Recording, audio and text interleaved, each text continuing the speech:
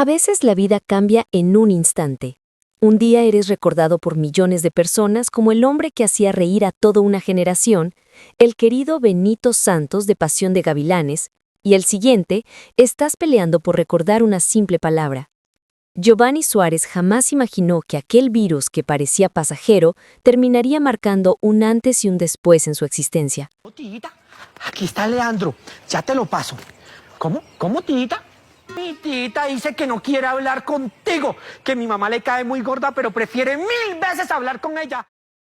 Giovanni fue parte de uno de los fenómenos televisivos más grandes de América Latina. Pasión de Gavilanes no solo lo hizo famoso, le dio identidad, propósito, una conexión inmediata con el público. Su personaje, Benito, era el toque de humor noble y carismático que equilibraba la intensidad de la trama.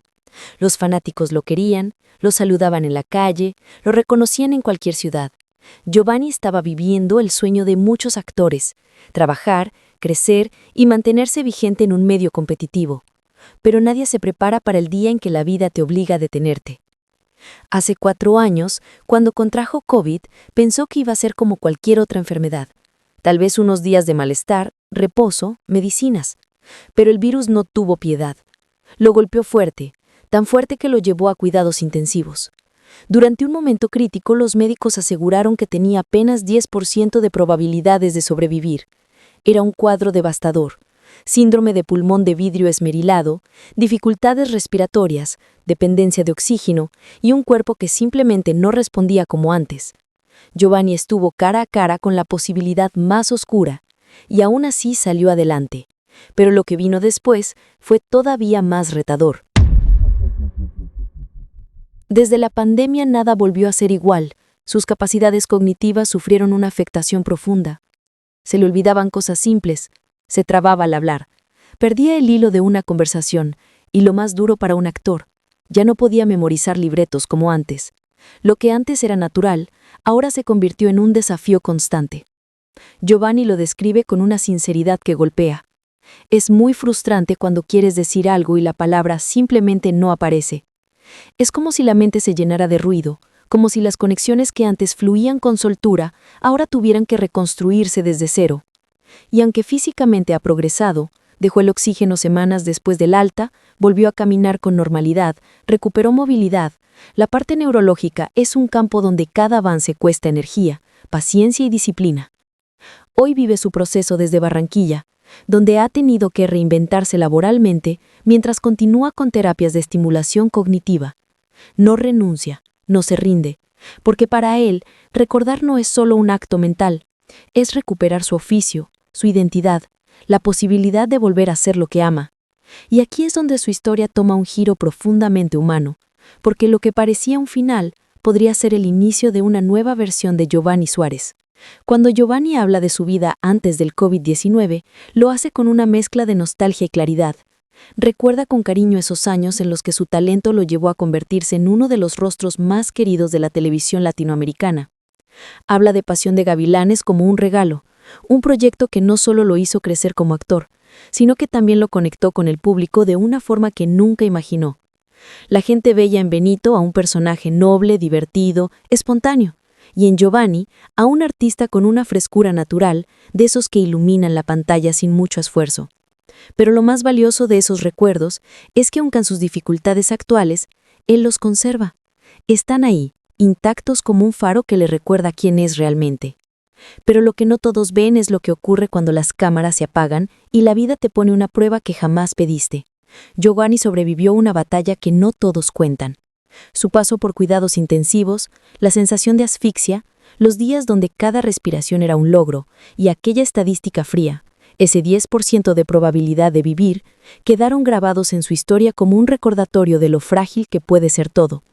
Pero cuando finalmente logró salir del hospital, creyó que lo peor había pasado.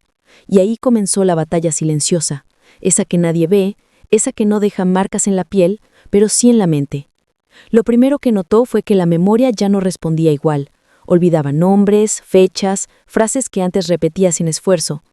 Intentaba mantener una conversación fluida y de pronto una palabra desaparecía, como si su cerebro hubiera quedado envuelto en una neblina espesa.